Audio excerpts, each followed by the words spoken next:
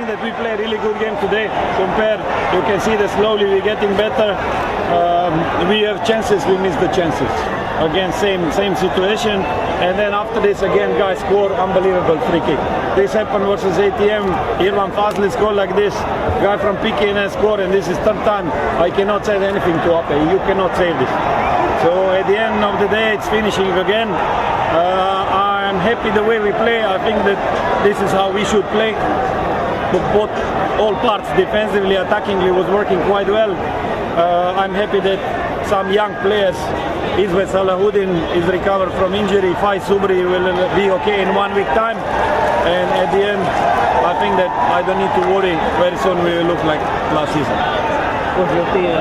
Well, is that the first one? I think that we